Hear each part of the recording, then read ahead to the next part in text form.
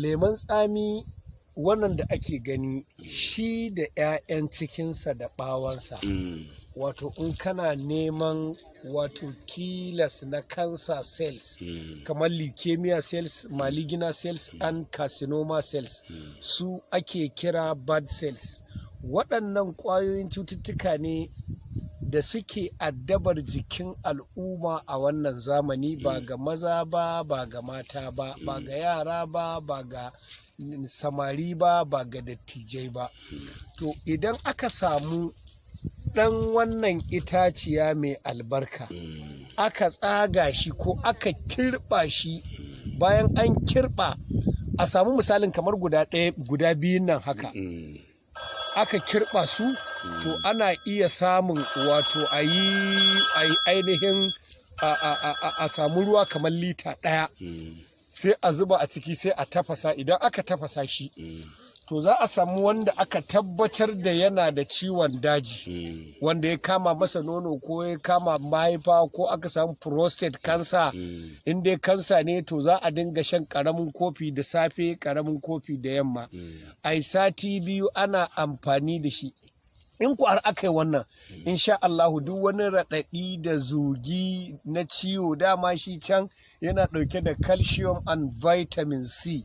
Calcium and vitamin C wato sinadarin da duk inda kaga ciwo ya yi tasiri to wannan ciwon ya cinye wancan sinadaran. To shi kuma wannan Allah subhanahu wataala ya tara masa calcium mai yawa, ya tara masa vitamin C mai yawa, sannan kuma akwai sinadarai da suke kone wato antibody a jikinsa wanda ke kone antigen viruses and bacteria a jikinsa. Allah ya yi wa lemon nan da kuke ganinsa amfani wajen kone mafi yawan ƙwayoyin cututtuka waɗanda suke addabar jikin ɗan adam, har a samu kumburi na ƙari, wato ina nufin tumu wanda ainihin shine waramul khabisa.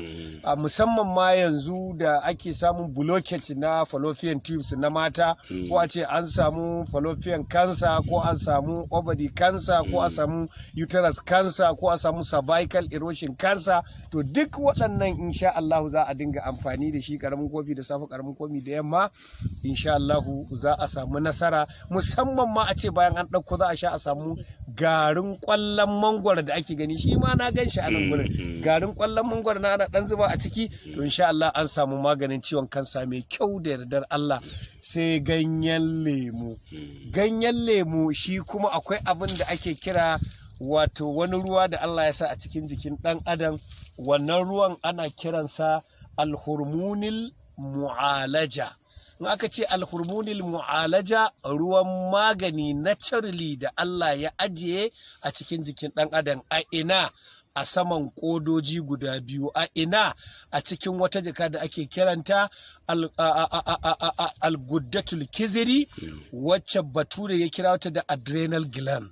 To a nan wannan ruwan yake, shine ainihin ruwan da bature yake kiransa cortisol ko hydrocortisol. Hydrocortisol ina cikin ganyen lemon tsami. Wato da za a samu ganyen lemon tsami a kirɓa shi, a tafasa shi, in dai zazzaɓi ne wanda jiki yake samun wani lokacin sanyi, wani lokacin zafi, wani lokacin kasala, to insha Allahu in dai za a dinga amfani da ganyen lemon tsami, to ko ce ganyen ma lemo gaba ɗaya, na zaƙi ne, na tanjarin ne, na tsami ne, duk kusan sinadarai ɗaya ne suke tattare da shi. Da haka Allah ya zuba hydrocortisol a jikinsa. Karamin kofi da safe, shi za ga iyayenmu da kakanninmu suke haɗa ganyayyaki, ba sa barin ganyen lemon tsami wanda ake yin sirace da shi, ko kuma a dinga ɗiba ana ba yara masu zazzaɓi, har ma manyan. To lemon tsami shi kadai yake dauke da irin wannan. Kaga da ganyen wannan da wannan duk suna hada a dafa a tafasa sai a baka shi. Su ganyen dogon yaro, su ganyen gwanda, su ganyen dumarafi, to shi kadai wannan in aka yi amfani da shi, to insha Allah ina samun wannan. Yanzu ko zazzabi ne in ka hada da wannan, ko zazzabi ne in ka hada wannan insha Allah za ka samu wannan. To kaga mu koma asali, barin cututtuka barin cututtuka wato barin amfanin abincinmu na asali shi ya kawo mana miyagun cututtuka. Idan da za mu koma da ideas ta iyayenmu da suka gabata wato ainihin formulolin da su formulas din da iyayenmu suka nuna mana na magance cututtuka, jikinmu zai zauna lafiya. Insha Allah. Nake cewa mai sauraro, salamu alaikum wa rahmatullahi.